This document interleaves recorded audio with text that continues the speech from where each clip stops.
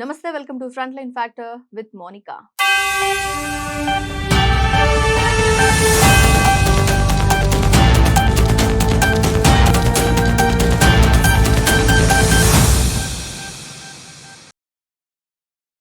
భారత్ పై పన్నుకు G7 దేశాల మీద ట్రంప్ ఒత్తిడి తెచ్చిన అంశం గురించి చూద్దాం. ఇండియా, చైనాలను అమెరికా అధ్యక్షుడు ట్రంప్ వేధిస్తూనే ఉన్నారు.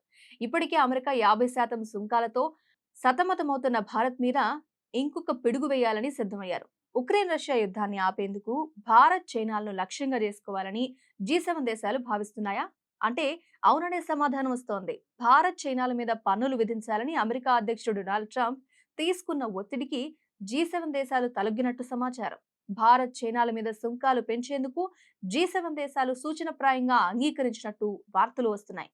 Canada, France, Germany, Italy, Japan, United Kingdom, America G7 దేశాల భాగస్వాములు.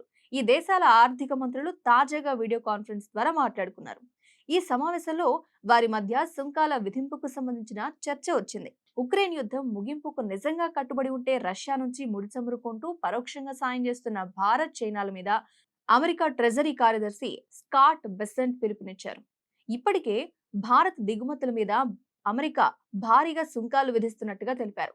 అమెరికా ఒత్తిడి మేరకు భారత్, చైనాల మీద సుంకాలు విధించేందుకు G7 దేశాలు అంగీకరించినట్టు తెలుస్తోంది.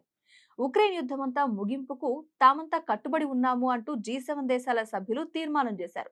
భారత్ మీద సుంకాల పెంపుకు సంబంధించి ఇప్పటి వరకు G7 దేశాల నుంచి అధికారిక సమాచారం లేదు. ఒకవేళ ఆయా దేశాలు కూడా సుంకాల పెంపుకు సిద్ధపడితే భారత్కు మరింత క్లిష్ట పరిస్థితులు తప్పవు అంటున్నారు.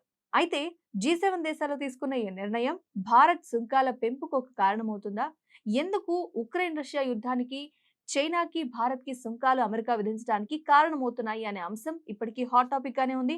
అంతేకాకుండా డొనాల్డ్ ట్రంప్ వచ్చిన తర్వాత ఈ సుంకాల అంశం మాత్రం ఎప్పటికీ మారుతూ వస్తుంది. భారత్ గట్టిగా పట్టు మీద ఉండి ఎప్పుడైనా తన కరెన్సీని మార్చుకోవాలి అనే ఆలోచనలో ఉన్న నేపథ్యంలో ఇప్పటికే అమెరికాలో ఉన్న భారత్ ఎంబసీ నుంచి ఉన్న కొంతమంది అక్కడ వాళ్ళకి సంబంధించి రాజకీయం నడుపుతున్నారని తెలిసినప్పటికీ G7 దేశాలు కూడా అమెరికాకి సపోర్ట్ చేస్తున్నాయంటే రాబోయే రోజుల్లో ఎలా ఉంటుంది ఈ పరిస్థితి అనేది మాత్రం కొంత ఆసక్తి రేకెత్తించే విధంగా ఉంది.